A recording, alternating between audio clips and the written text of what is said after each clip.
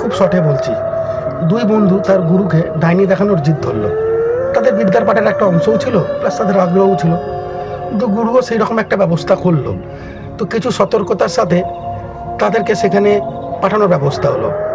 তো যখন তারা পৌঁছেছে, মোটামুটি 10 ফুটের দূরত্ব উঠোন থেকে, যেখানে সে বসে আছে ডাইনিটা। ডাইনি বলতে একটা রিটায়ার্ড ডাইনি, জায়গায় জায়গায় উল্কি, একটা বেশভূষা সাধারণ মানুষের মতো।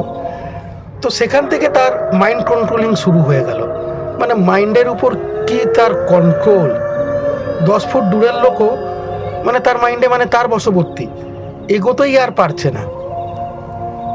আর সেই সঙ্গে ছিল একটা শীতলতা, এমন শীতলতা আর এমন নিস্তব্ধতা, যেন নিজের নিঃশ্বাসও শোনা যায়। পাজেল বক্সের মতো সব কিছু মিলিয়ে যাচ্ছিল। পৌঁছাতে গিয়েও যেন পৌঁছানো যাচ্ছে না দুই বন্ধুর মধ্যে। তো একজনা পালাবার চেষ্টা করলো, সে উঠোনেই পড়ে গেল। আর দ্বিতীয়জন দাঁড়িয়ে রইল কিছুক্ষণ, একটু নাম জপ করতে লাগলো। ডাইনিটা চোখের পাতাও ফেললো না, শুধু চোখের মনিতেই বুঝিয়ে দিল যে চলে যা এখান থেকে। সেখান থেকেই এই নিস্তব্ধতা, শীতলতা কথাগুলো আসে, কারণ মৃত্যু শীতল, মৃতদেহ শীতল, আত্মা শীতল, যারা তাদের কন্ট্রোল করে তারা শীতল।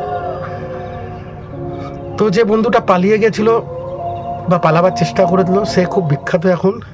আর বিশেষ কিছু বলার নেই, এই ছোট্ট একটা গল্প আপনাদের শেয়ার করলাম।